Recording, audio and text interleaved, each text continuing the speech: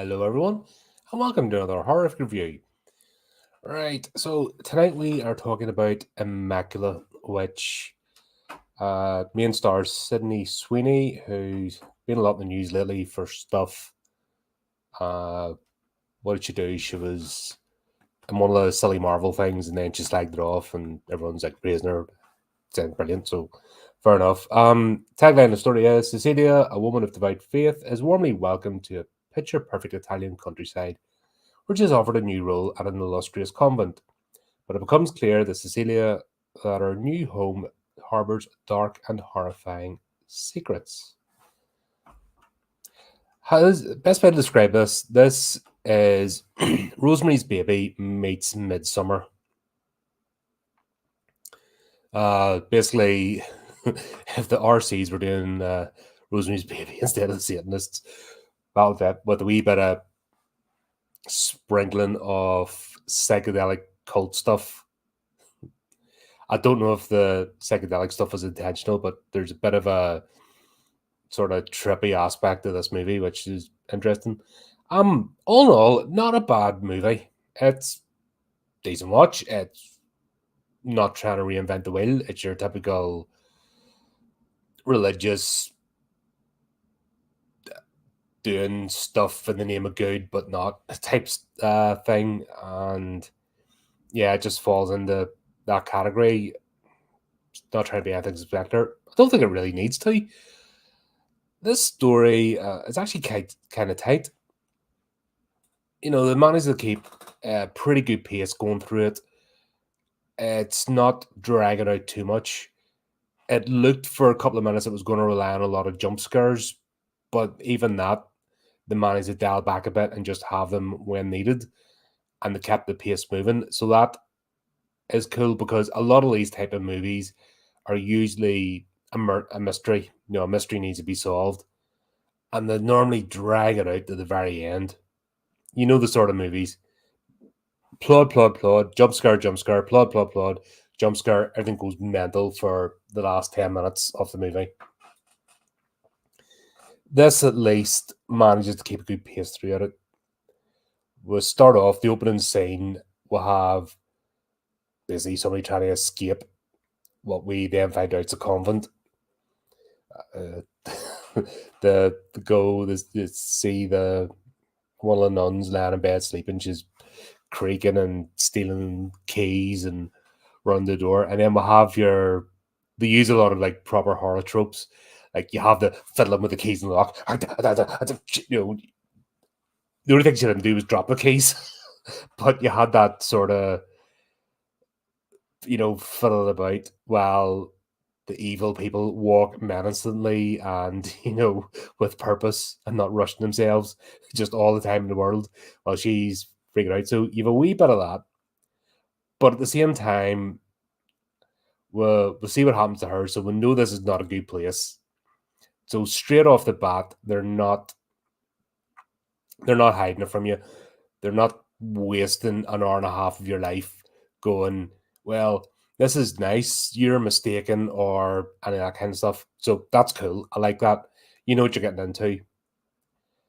Then we meet Cecile, who is in immigration, essentially Italian immigration, and they're going through her suitcase. This is the bit that got me, actually, because scratch my head a bit. Because she's sitting going through customs. It looks like it's the 1930s.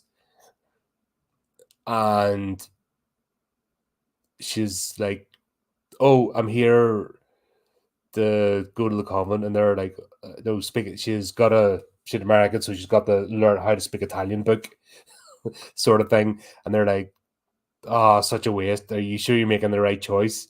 Nothing to do with the plot or evil or anything, just the fact she's a young girl, like, oh, you know, you're pretty sort of thing.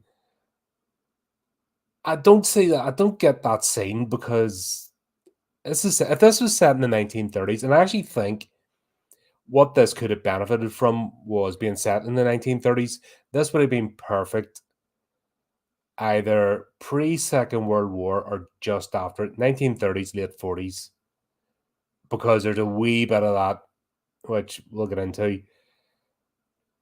I think that would have been perfect for the scenario. It would have fitted in with the period piece because it sort of steps out of time anyway. And Cecilia being sort of a young nun, but that's another bit I don't get as well. They have her as whatever they call trainee nuns, novices, whatever. But she was already a nun, a sister, and she was established at a church. And her church closed down, and then she was offered this position. I think she should have been slightly older, but at the same time, it wouldn't have worked for the plot, if that makes sense. So, wee bit of contradictory things going on here, which has me going, yeah, is that really right? But all in all, it doesn't linger on it. So that's the good thing about this story. It doesn't linger on it. So even though you're scratching your head, it's sort of she gets through customs, she comes out, she's met by the father.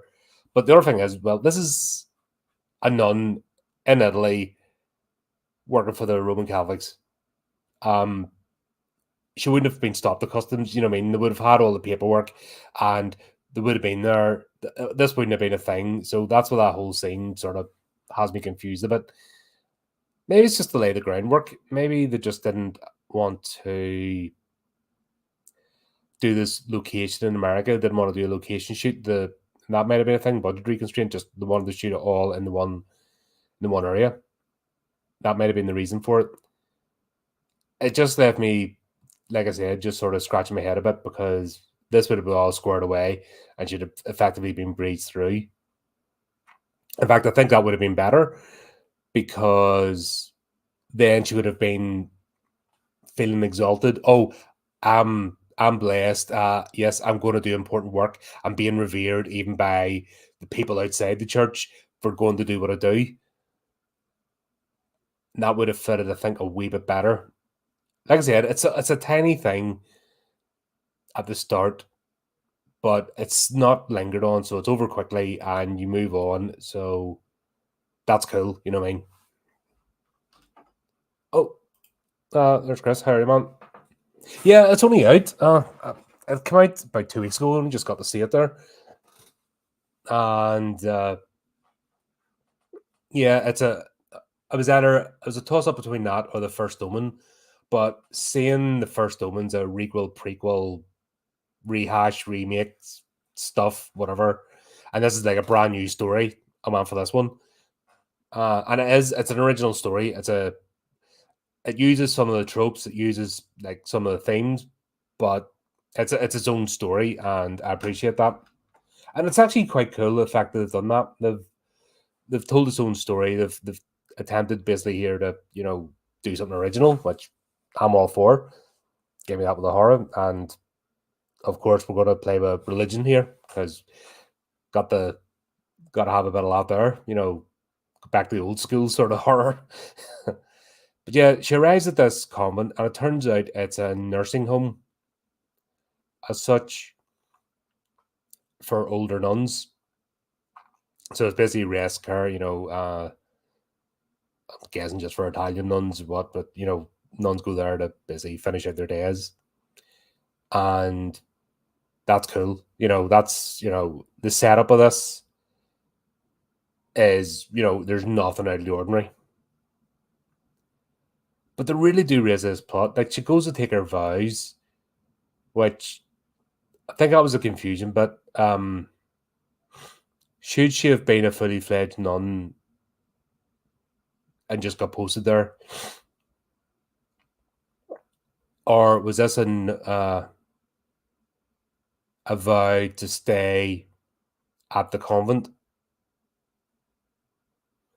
I don't know. I don't get I know it was all ceremonial and stuff and for thing, but I didn't get the functionality of it. And this is where a lot of these movies sort of leave me scratching my head. When they do stuff with not just the Catholic stuff, but when they do other religions, that the sort of hyper focus on the imagery and look in a certain way, and they don't make it functional. It kind of takes you out a bit. with her clothes, because they sort of have her looking like she's a novice and not a fully fledged nun. But then she says that she was actually a nun in a church. So I don't know how it works. Did they spend time? I don't think it works that way.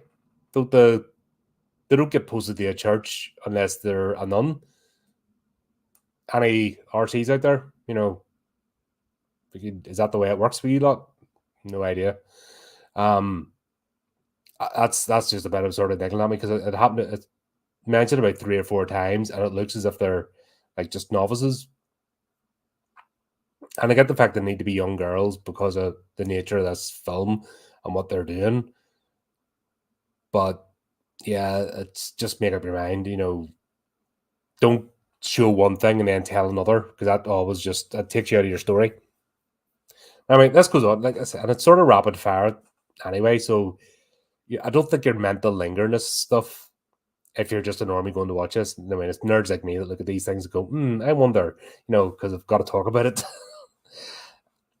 But yeah, they then have this sort of welcoming ceremony, and all these nuns, new nuns become proper nuns or something, or whatever it is. And they're having a meal that night and some wine.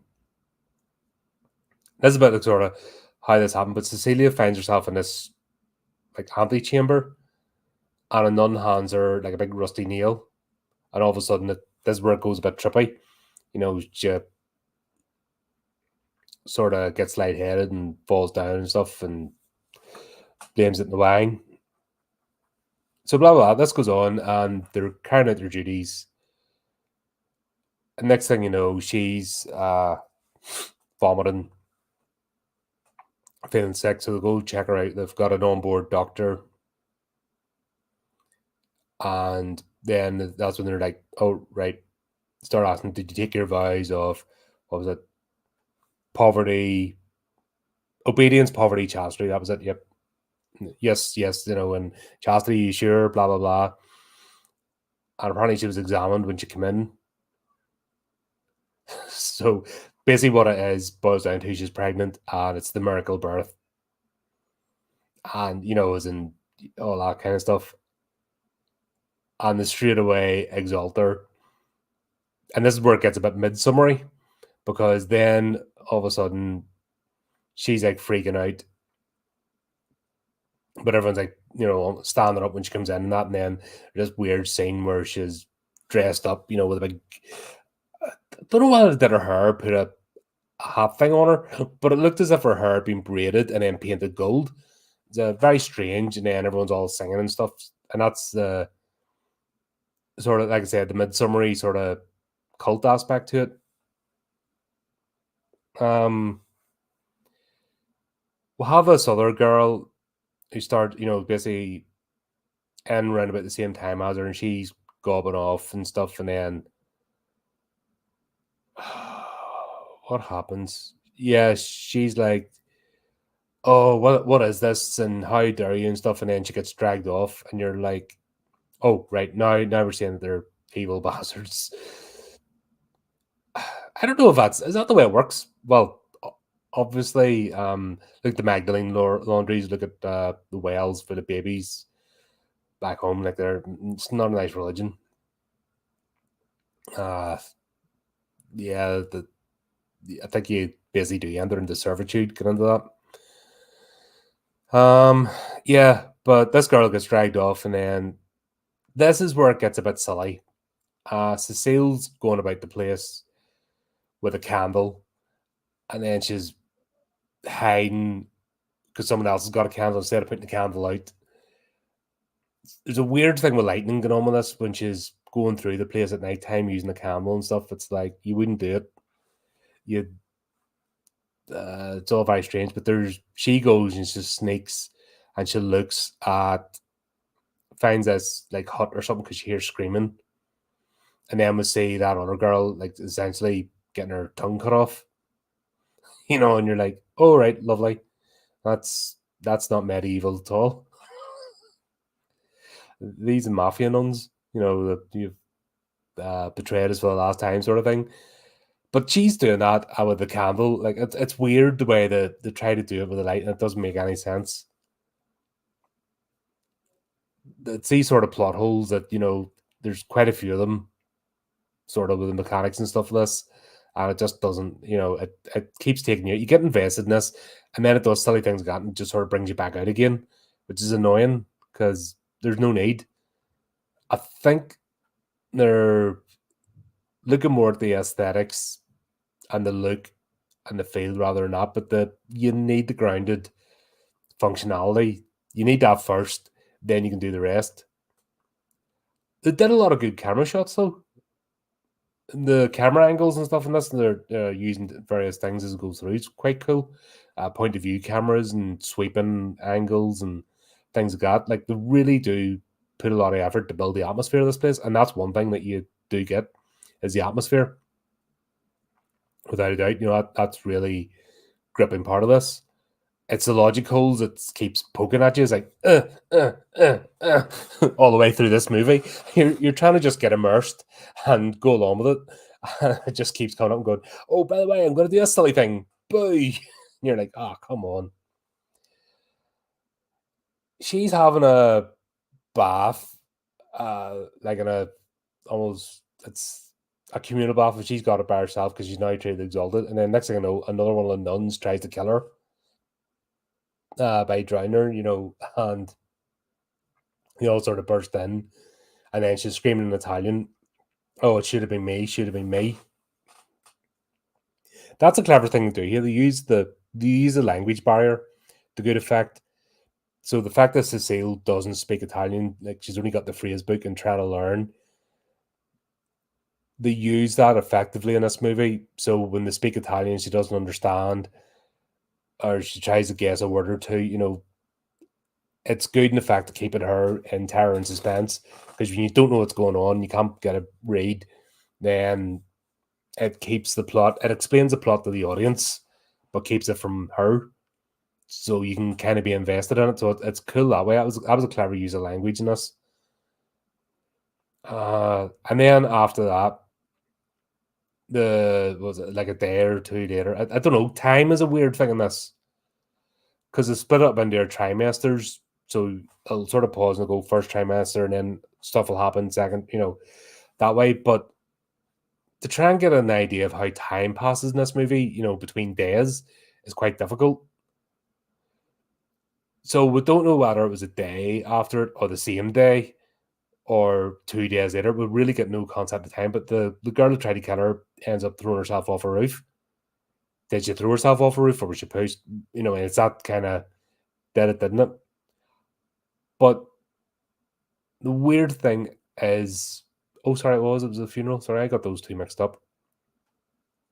The weird thing is that she obviously committed suicide, and in those circles, that's a big no-no.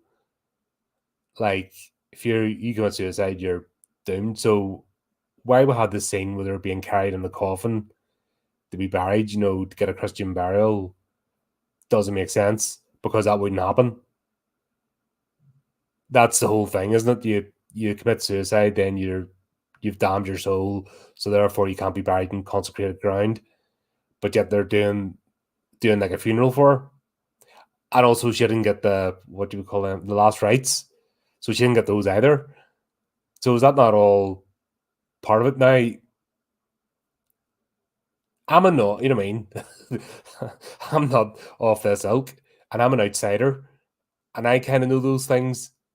You would think Cecile would be having alarm bells ringing by now, going ding, ding, ding, ding, ding, ding, ding. This isn't right.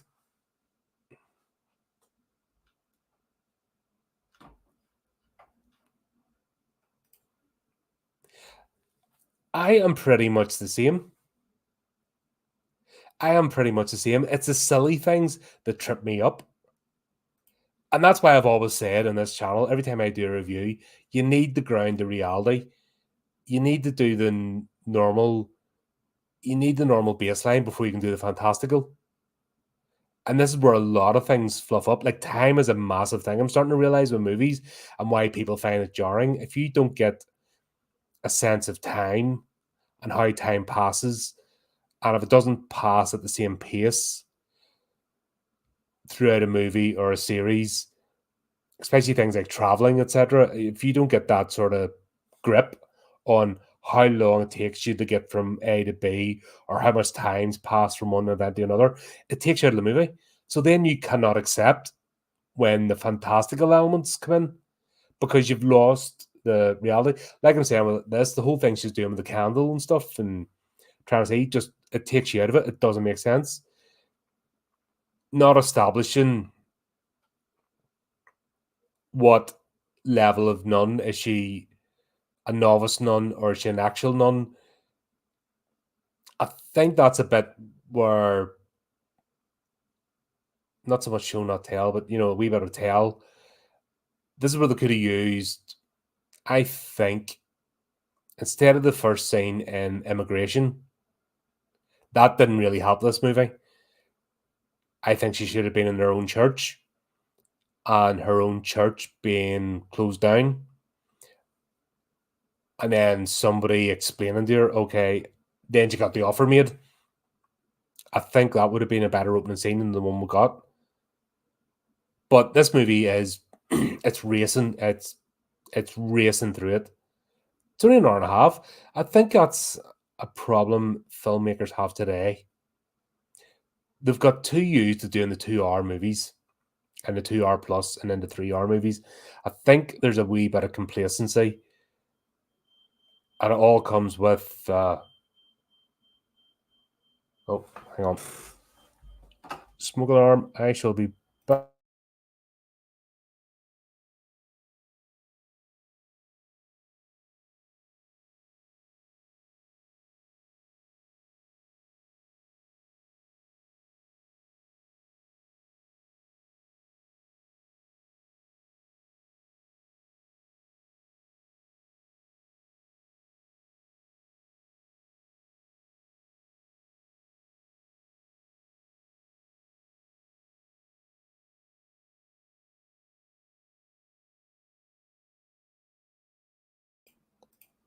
Okay, nothing's burning down. It's a pity I didn't have a lighter. I'd be sitting going, could have freaked everybody out. Ah! No, it's all right. Nothing's burnt down. Good. I'm not burning in hellfire from a blasphemy. Right. Where was it? Yes. So you need the grounding in reality before you can accept the fantastical. And this is a case of pace. They've got too used to the 2 hour movies now and the 3 hour movies. And they're used to dragging everything out. And I think this being a normal length horror movie, just under an hour and a half, I think maybe the director was struggling. If they're Michael Mohan, probably that's how they got him. He's only young. So yeah, he's only a young director. So there you go. It's a bit of oh right, oh you want me to make a short movie? Okay, race, and you can kind of see that. Oh, there's Parlin. Loads of people turned up. Harry, man. So yeah, I think that's what this is struggling from. They're trying to write a tight script, but because of the current culture, nobody writes tight scripts anymore. And then there's nobody to go, oh right, this is how you do it. It's all right watching the thing and going, yeah, this is a type movie, but unless there's somebody there to mentor you or go, right, this is how we write type movies and get it all squeezed into 90 minutes. That's where this is sort of struggling. And you can see that sort of pushing against it. It's like, need to keep the pace up. I don't have 2 hours to explain this. But apart from that, it's like this is a watchable movie. I'm not panning on it in any shape or form. It's sort of bread and butter horror, tense horror movie. It's not it's not actually trying to do anything. I'm just glad that for once we're getting new stories appearing in cinemas. It's actually cool, not just another addition onto an already bloated franchise that's been going on for far too long. I'm all for that. Standalone movies. This doesn't need a sequel. Cool. Cecilia's character does quite well until the end. Like, she's pretty good at playing at the sort of the innocent nun feeling, it's actually like no badness in her. She's because the other nun I was talking about is a bit too streetwise, where she isn't, and that's cool. I'm all for that. That's the way they're meant to be. The sort of streetwise, I hate this place, don't want to be here, wisecracking sort of thing is a bit overdone. So it's nice just to say, "Hey, sister, God, what's that? Nun, the nun, sister, what's her face out of the nun series? She's a bit like that, where she's just devout, does her thing, and not this whole, oh, I'm tortured, tormented. Like if you saw me when I did the Exorcist series, the conflicted priest is the most boring trope that has been done to death. It really is boring. I have lost my religion. Oh, I've just found it again when the plot that needs it. It's so contrived and overdone. And yeah, it's good just to say, okay, she's in it, but she's absolutely freaking out because all of a sudden she finds herself, she's effectively a virgin, or she is a virgin, because I think she's just joined the church from a young age and this has been her whole thing. And now she's found herself pregnant, going through this in a cult, no family, if that makes sense. She's effectively isolated. To top it off, it isn't her normal church or a parish or anything. She's in a convent in Italy, like old school, backwoods sort of thing. And she plays this out really well, of the being freaked out. And she does really good with sort of the emotional scenes. Where it gets a bit silly as the plot comes on. Now, this is only new out, so I'm not going to spoil it. But by the title and stuff and the trailer that they're up to nefarious ends and there's something evil going on. So as that becomes more apparent, she switches to a bit of a girl boss character at the end of it. And that's where this loses it. Put it back to, I made the comparison to Rosemary's Baby. Rosemary remained Rosemary throughout the entire story. And Cecilia was a good character.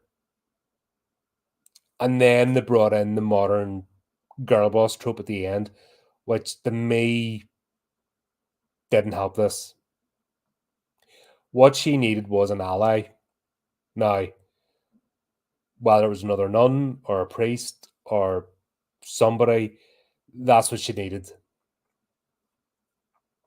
And this is where the movie kind of takes it out. Like a couple of scenes where she's trying to escape makes sense. She's using surprise, wit, and heavy blunt objects. But there's one or two of them is just it just gets a bit ridiculous. And also with the condition that she's in, she wouldn't be able to do that. And yeah, this is where the movie sort of falls off the rails. And I think it's once again, like I said, it's the whole thing of, oh shit, I've got to squeeze this entire storyline into 90 minutes. I don't know how to do that. Oh right, I'm at the end of the movie now. I've got 10 minutes left. It's that old trope, which I don't know. It could have been. I think this needed a Texas Chainsaw Massacre type ending. With oh god, what do you call her main character? Ellen, isn't it Ellen? Is the Ellen who is basically escapes in the truck? And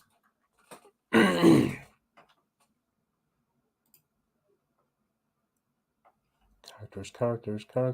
Sally, sorry, flip sake. Where did I get Ellen from? Sally. I should know that. I'm an idiot.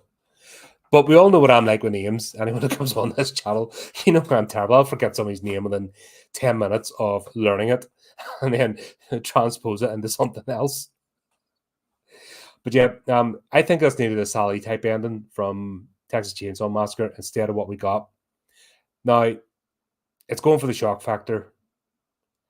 But what it had managed to do up to this point, now it's a gory movie, but it's not overdone with the gore. The gore is used to great effect.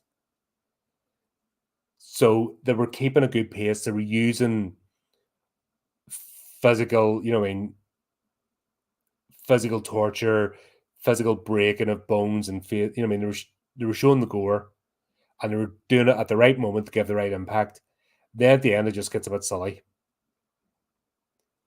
And with the whole girl boss thing, it just it it just about held on to keep attention, but it kind of descended into farce. And that's what the movie, yeah, that's where you kind of go, all right, is that it? You know, this could have been a great standalone movie. Honestly, I had the premise there to be a good standalone movie that you would stick on again and again and get something from it. But it trips itself up, which is a shame, you know. But I wouldn't say not watch it. Like it's a popcorn flick. It really is. Just relax, switch your brain off for a bit, just go along with it. Enjoy the atmosphere because this is beautifully shot. It's beautifully shot and it does really makes really good use of, like I said, sort of various camera angles and point of view stuff. It's just that it got in its own way, trying to tell a story, and it sort of lost itself to the pace. It got took over by the pace of the movie. I think that's the sort of best way to describe it.